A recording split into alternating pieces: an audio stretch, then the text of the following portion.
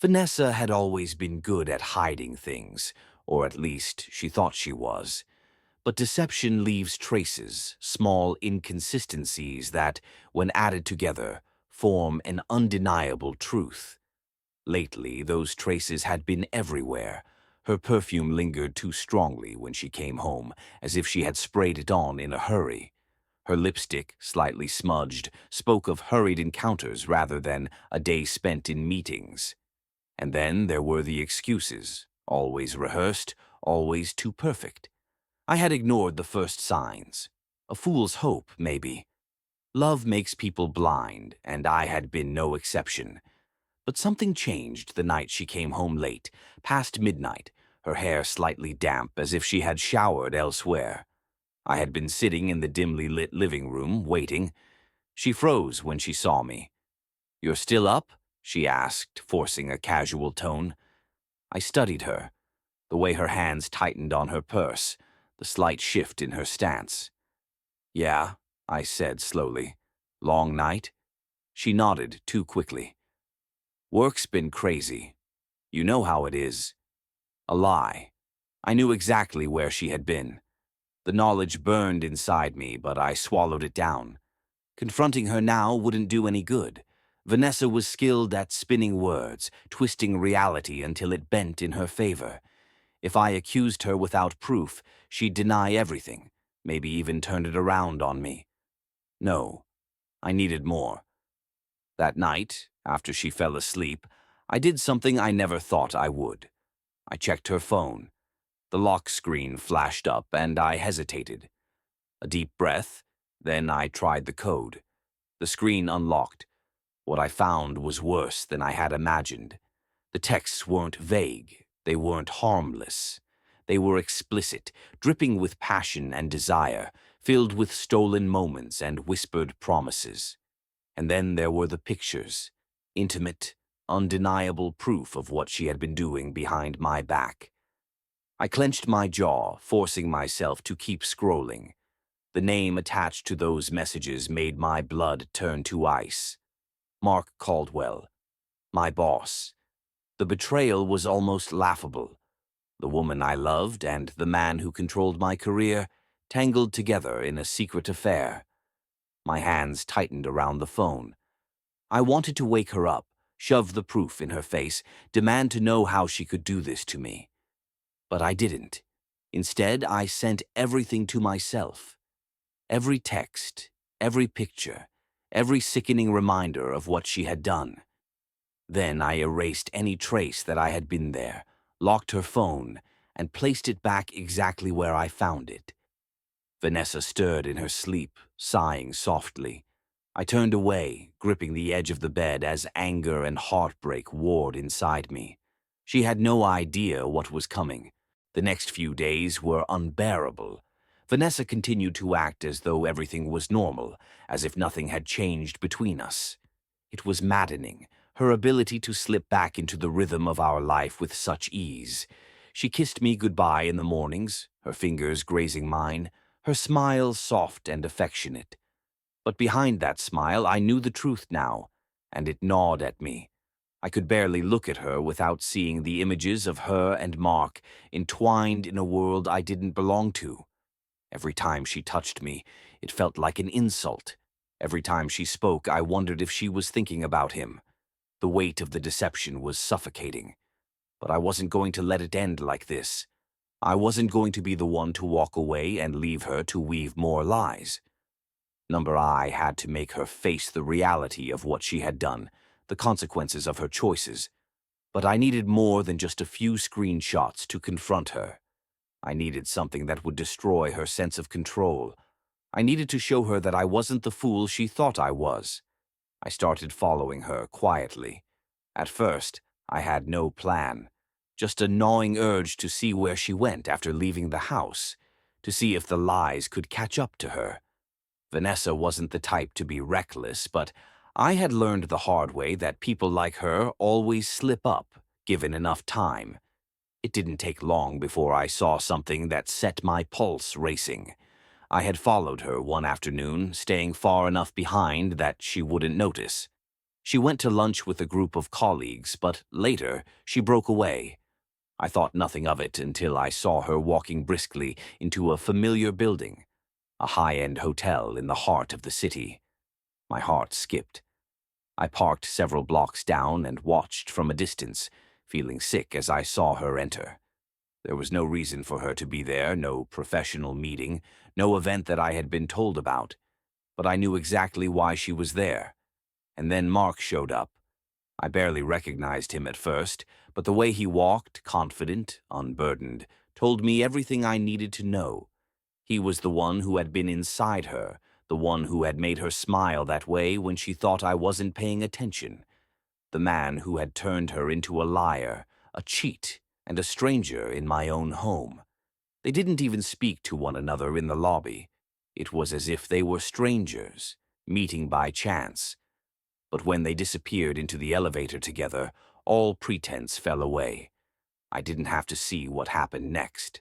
I knew. I knew exactly where they were going, and I couldn't stop the wave of disgust that washed over me. I could have gone up there, confronted them in that hotel room, and made a scene. But what would that prove? Vanessa would make excuses. She would cry, plead, tell me it wasn't what it seemed. She would beg for another chance, promise to end things with Mark, just like she had promised before. I had no interest in that. I needed more. I needed Rachel Caldwell to know the truth. Rachel was Mark's wife. She had no idea what he was doing behind her back, and I would make sure she knew. It was the only way I could make Vanessa realize the magnitude of her betrayal. Mark wasn't just an affair partner. He was a man who had sworn vows of his own, a man who had a family, and a life he was willing to destroy for a few stolen moments with my wife. I took a deep breath, fighting the urge to act impulsively. I didn't want to confront Vanessa first, not yet, not until I had the ultimate leverage. I had been watching Rachel from a distance for a while. She was everything her husband was not. Strong, intelligent, and poised. I knew this wasn't going to be easy, but it had to be done. I made the call.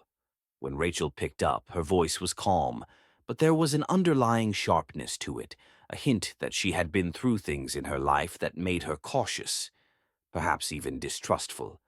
She didn't know me. She had no reason to trust me, but I needed her help. "I'm not sure who you are," she said, her tone polite but guarded. "But I think you have something important to say." I took a deep breath. "Rachel, this is going to sound strange, but I think you need to know what your husband has been up to." There was a pause, then a quiet, almost imperceptible sigh. "What exactly do you mean?" "I mean that Mark has been having an affair with my wife," I said, the words feeling like acid in my mouth. "And I think you deserve to know the truth." The line went silent. Rachel didn't speak, didn't react, but I could feel the tension building, crackling through the phone. She wasn't shocked, not yet. But she would be. And when she realized the depth of the betrayal, when she understood what her husband had done, she would want answers. I kept talking, laying out everything, what I had seen, what I had discovered, the photos, the texts, the hotel visits, every detail I had uncovered. When I finished, Rachel was quiet for a long moment. "I need to think," she said finally. "Give me an hour, I'll get back to you." I hung up, feeling the weight of what I had just set in motion. The next hour felt like a lifetime. I had no idea how Rachel would react, no idea what she was planning. But I wasn't about to sit by and let this go. I was going to make sure they both paid for what they had done. The hour passed in a blur. I paced around the apartment, each step echoing in the silence, my mind a whirlwind of anger and anticipation. I didn't know what Rachel would do, but I knew it wouldn't be something small. No, she wasn't the type to let something like this slide. I could feel it. She was as much a part of this as I was, whether she realized it or not. Just as I was about to call her again, my phone rang. The caller ID displayed Rachel's name, and my pulse quickened. "Hello?" I answered, trying to keep my voice steady. I've thought about it, Rachel said, her voice calm, but underneath I could hear a storm brewing. And I want to meet. In person. Where? I asked, my heart pounding. Wherever you feel comfortable, she replied. But I'm bringing the truth with me. It's time we lay everything on the table. Her words were deliberate, and I could tell she wasn't backing down. I knew she wasn't calling just to talk. She was ready to confront Mark, ready to take matters into her own hands. I chose the cafe down the street, a quiet little place with dim lighting and secluded corners. It was the perfect spot for a meeting like this. When Rachel arrived, she looked every bit as composed as I expected.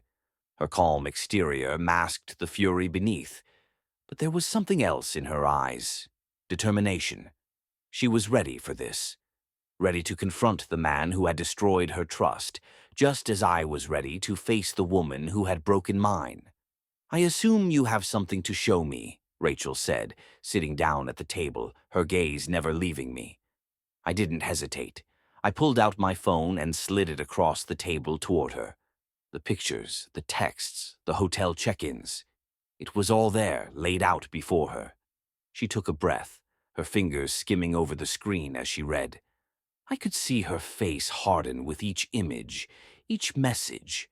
The betrayal hit her like a slap in the face, and I could see her hands tremble slightly as she scrolled. I've suspected something for a while, Rachel said, her voice low but firm. But seeing it all laid out like this, it's not easy to process. I nodded, unable to look away from her face as she absorbed the information. I know. I didn't want to believe it either. Rachel sat back in her chair, staring at the screen, her lips pressed into a tight line. So what now? I had been waiting for this question. I knew what I wanted, but I needed her to be ready for it too. I want him to know that I know. I want him to face the consequences of his actions. Rachel's eyes met mine, a flicker of understanding passing between us. And you think that confronting him will make everything better? I didn't respond immediately. The question had struck a nerve. Would confronting Mark truly make things better? Would it bring back the trust we'd both lost? The truth was, I didn't care about that anymore. It wasn't about making things better. It was about revenge. It was about making sure they both understood the depth of their betrayal. I think it'll give us both some peace, I finally said. Rachel nodded, her fingers tightening around her coffee cup. You're right. It's time for him to know exactly what he's done. We spent the next few minutes talking about our next steps, how we would confront Mark, what we would say, and how we would make sure this wasn't something he could simply brush off. Rachel was methodical, and I found myself agreeing with everything she suggested. She wasn't just angry, she was calculating, and I couldn't help but admire that. As we finished our coffee, Rachel stood up, her eyes never leaving mine. We'll make him pay, she said, her voice colder now, filled with the certainty of someone who had been wronged and was ready to make it right. I'll be there, I said, my voice steady despite the fury that was bubbling beneath the surface. We left the cafe together, our minds set, our hearts hardened. The game was no longer about reconciliation or understanding. It was about power, and I was done being the one who was powerless. The next morning, I drove to Mark's office. He didn't see me coming. When I walked into the lobby, I saw him through the glass doors of his office, sitting at his desk, his usual cocky smile plastered on his face as he spoke to a client. He had no idea what was coming. I took a deep breath, knowing this would be the moment that everything changed, the moment that his world would shatter. I walked into his office without knocking. The smile faded from his face as he looked up, his eyes narrowing when he saw me standing in the doorway. "Can I help you?" Mark asked, his tone stiff. I didn't say a word. Instead, I pulled out my phone and dropped it onto his desk. The photos, the texts, the proof, it was all there. Mark's face paled as he saw what I had brought. For a moment, he just stared, frozen, unable to comprehend what was happening. Then the realization hit him, and his eyes darted to the door as if he thought he could run. But it was too late. I wasn't going to let him escape this time.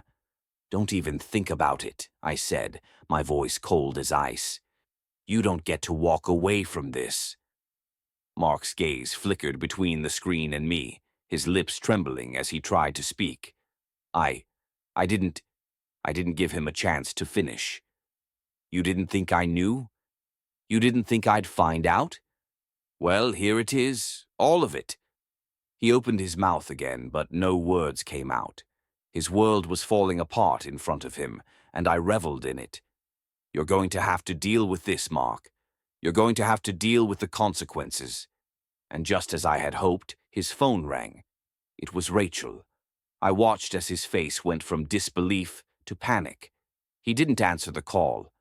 "Answer it," I said, barely able to hide the satisfaction in my voice. "She's waiting for you. Tell her your side of the story." Mark's hand shook as he picked up his phone. His voice faltered as he tried to speak, but the words wouldn't come. He had no control anymore. This wasn't just a confrontation. It was the beginning of the end for him, and I was going to make sure he remembered that. As Mark fumbled with his phone, trying to gather himself, I turned and walked out of the office, leaving him to face the storm he had created. The silence that followed me out of that building felt heavier than any words I could have said. It was over now.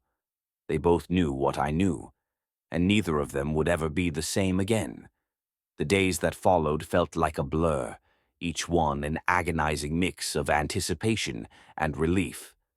Mark's reaction to the confrontation had been exactly what I'd hoped for: shock, confusion, and panic.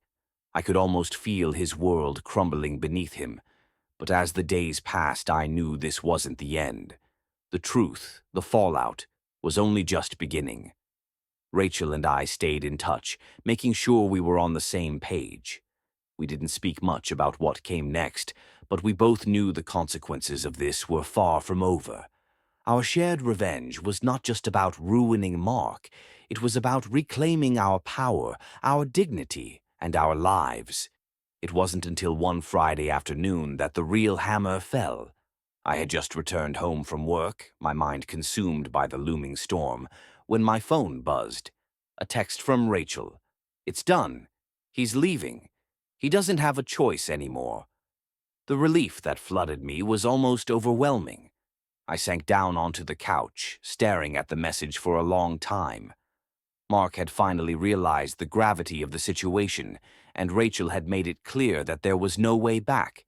His marriage was over, just as mine had been. It was the perfect symmetry, one betrayal for another. But then came the twist, the part I had never expected. An hour later, my phone rang again. The caller ID was unfamiliar. A new number. I answered hesitantly. "Hello?" A woman's voice answered, calm and steady, but there was an edge to it. "This is Laura," she said, her tone just shy of hostile. "I'm Mark's wife." I froze. For a moment, the world seemed to stop. I didn't know what to expect. But this wasn't it. "I know what you did," Laura continued, her words sharp, cutting through the air between us. "And I want to thank you." The words hit me like a punch to the stomach. "Excuse me." She sighed, a sound of someone who had been through hell and back. "I knew about the affair long before you did. Mark's been lying to me for years, and I've watched him destroy everything we built. But you gave me the final piece. You gave me the strength to walk away." I was speechless, my mind racing to catch up with the conversation. "I'm filing for divorce," Laura said. "I'm done. And if you're planning on staying involved with him, you should know that it won't be easy for either of you. But I'm done, and I'm taking everything. The house, the savings, everything." I swallowed hard, my chest tightening. It wasn't about winning anymore. It was about survival. And Laura wasn't just standing up for herself. She was taking control of her life, just like I had. Thank you for doing this, she said again, her voice quieter now. I've been waiting for someone to make him face the truth. He's not a man who deserves sympathy, and I'm not going to let him think he can get away with everything. Her words struck me deeply. In that moment, I realized that I wasn't the only one who had been hurt. Laura had suffered too, in her own way, and she was just as strong as I was. I won't be involved with him, I replied, my voice firm. You've got your revenge. You've earned it. She didn't respond right away, and for a moment there was only silence between us. Then she spoke again, her voice softer but resolute. I'm glad you're not going to let him off easy, she said. And if you ever need someone to talk to, you're not alone. The line went dead. I sat there, the phone still pressed to my ear, trying to process what had just happened. The woman I had seen as the enemy, the one who had been married to the man I had been fighting against, was now an ally, a fellow survivor. In the days that followed, Mark's world continued to fall apart. He lost everything. His job, his marriage, his house, everything he had once taken for granted. But it wasn't just because of the affair. It was because he had underestimated us both. He had thought we were weak, that we would let him slide. But he was wrong. And as for me, I felt the weight of everything finally starting to lift. Rachel, Laura, and I were all moving on with our lives, free from the chains that Mark had tried to bind us with. It wasn't just about revenge anymore. It was about reclaiming our futures. I walked into my office one last time, knowing that my life was finally back in my hands. I didn't need to look back anymore. The past had been a storm, but the clouds were starting to part. I was free. And for the first time in a long time, I smiled.